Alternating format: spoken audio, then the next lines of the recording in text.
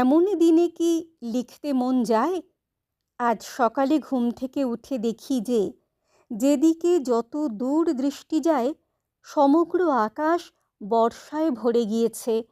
মাথার উপর থেকে অবিরাম, অবিরল, অবিচ্ছিন্ন বৃষ্টির ধারা পড়ছে।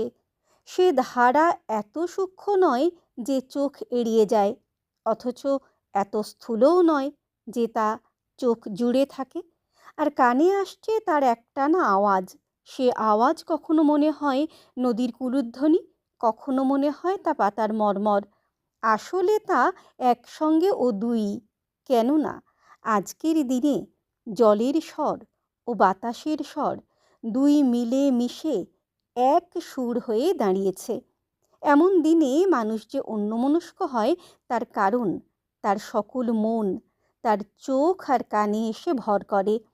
আমাদের এই চোখ পোড়ানো আলোর দেশে বর্ষার আকাশ আমাদের চোখে কী যে অপূর্ব স্নিগ্ধ প্রলেপ মাখিয়ে দেয় তা বাঙালি মাত্রেই জানে। আজকের আকাশ দেখে মনে হয় ছায়ার রঙের কোনো পাখির পালক দিয়ে বর্ষা তাকে আগা গোড়া মুড়িয়ে দিয়েছে। তাই তার স্পর্শ আমাদের চোখের কাছে এত নরম, এত মোলায়েম। তারপর চেয়ে দেখি গাছপালা, মাঠ, ঘাট সবারই ভিতর যেন একটা নূতন প্রাণের হিল্লোল বয়ে যাচ্ছে। সে প্রাণের আনন্দে নারকেল গাছগুলো সব দাঁড়িয়ে দাঁড়িয়ে দুলছে, আর তাদের মাথায় ঝাঁকড়া চুল কখনো বা এলিয়ে পড়ছে, কখনো বা জড়িয়ে যাচ্ছে। আর পাতার চাপে যেসব গাছের ডাল দেখা যায় না, সেসব গাছের পাতার দল ওর গায়ে ঢলে পড়ছে, পরস্পর কোলাকুলি করছে, কখনো বা বাতাসের স্পর্শে বেঁকে চূড়ে এমন আকার ধারণ করছে যে দেখলে মনে হয় বৃক্ষলতা সব পত্র পুঁটে ফটিক জল পান করছে। আর এই খামখেয়ালি বাতাস নিজের খুশি মতো একবার 5 মিনিটের জন্য লতাপাতাকে নাচিয়ে দিয়ে বৃষ্টির ধারাকে ছড়িয়ে দিয়ে আবার থেমে যাচ্ছে। তারপর আবার সে ফিরে এসে যা ক্ষণকালের জন্য স্থির ছিল তাকে আবার ছুঁয়ে দিয়ে পালিয়ে যাচ্ছে। সে যেন জানে যে তার স্পর্শে যা কিছু জীবন্ত অথচ শান্ত, সে সবই প্রথমে কেঁপে উঠবে, তারপর ব্যতিব্যস্ত হবে, তারপর মাথা নাড়বে, তারপর হাত পা ছুড়বে, আর জলের গায়ে ফুটবে পুলক, আর তার মুখে শীতকার। বৃষ্টির সঙ্গে বৃক্ষপল্লবের সঙ্গে সমীরণের এই লুকোচুরি খেলা আমি চোখ ভরে দেখছি আর কান পেতে শুনছি। মনের ভিতর আমার এখন আর কোনো ভাবনা চিন্তা নেই।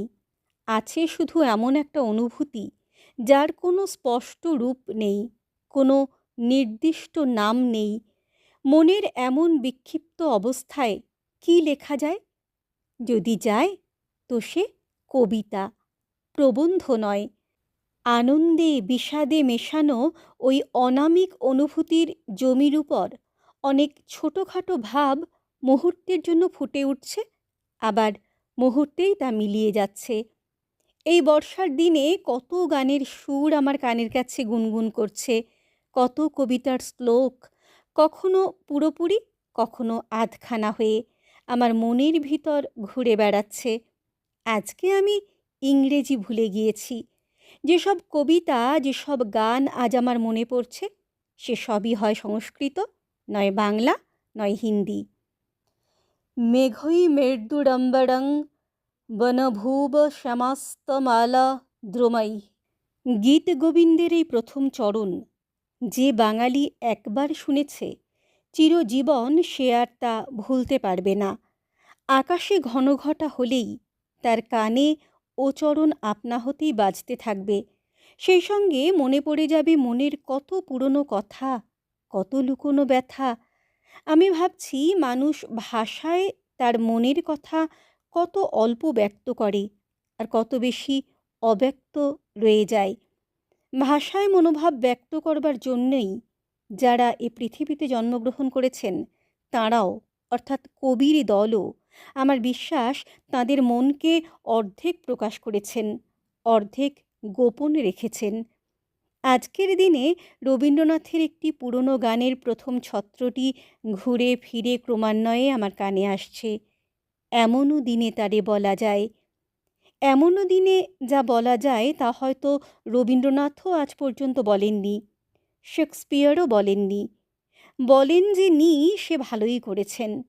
কবি যা ব্যক্ত করেন তার ভিতর যদি এই অব্যক্তের ইঙ্গিত না থাকে, তাহলে তার কবিতার ভিতর কোনো মিস্ট্রি থাকে না।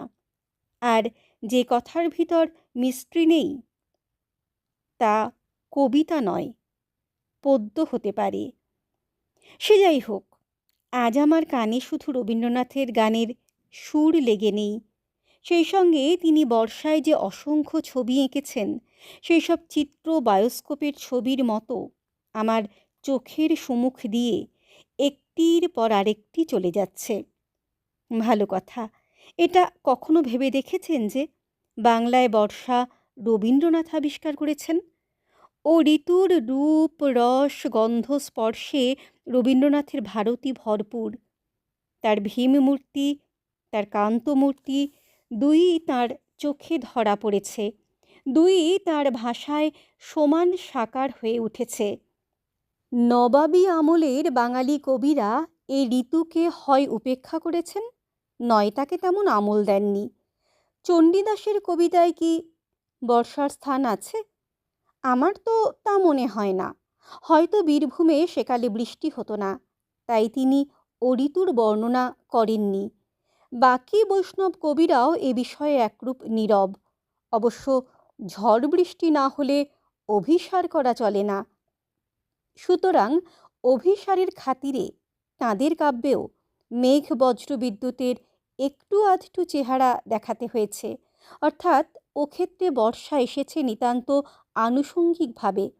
অবশ্য এ বিষয়ে সেকালের একটা কবিতা আছে যা একাই ১০০। রজনী শাওন ঘন ঘন দেয়া গরজন, রিমিঝিমি শব্দে বরিশে, পালঙ্কে শয়ানো রঙ্গে বিগলিত চির অঙ্গে, নিন্দ যাই মনের হরিষে। সঙ্গীত হিসেবে এ কবিতা গীত গোবিন্দের তুল্য, আর কাব্য হিসেবে তার অপেক্ষা শতগুণে শ্রেষ্ঠ।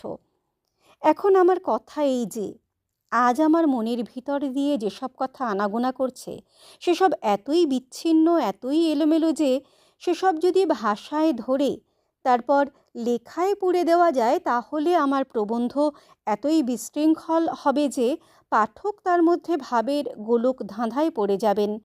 বাইরের ল অ্যান্ড অর্ডারকে আমরা যতই বিদ্রূপ করি, ভাবের ল অ্যান্ড অর্ডারকে না মান্য করে আমরা সাহিত্য তো মাথায় থাক, সংবাদপত্রও লিখতে পারিনি।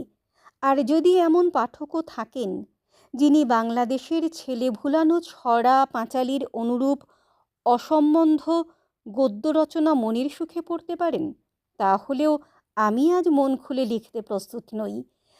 অনেক কথা যা আজ মনে পড়ছে, তার যা কিছু মূল্য আছে তা আমার কাছেই আছে, অপর কারো কাছে নেই।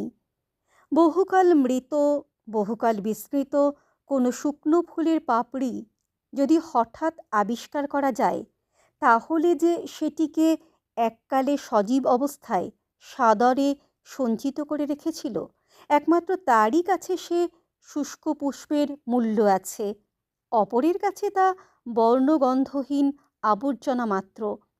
মানুষের স্মৃতির ভিতরও এমন অনেক শুকনো ফুল সঞ্চিত থাকে যা অপরের কাছে বার করা যায় না, কিন্তু এমন দিনে তা আবিষ্কার করা যায়। আবার ঘোর করে এলো, বাতি না জ্বালিয়ে লেখা চলে না, আর কালির অপব্যয় করা যত সহজ, বাতির অপব্যয় করা তত সহজ নয়। অতএব এইখানেই এ লেখা শেষ করি।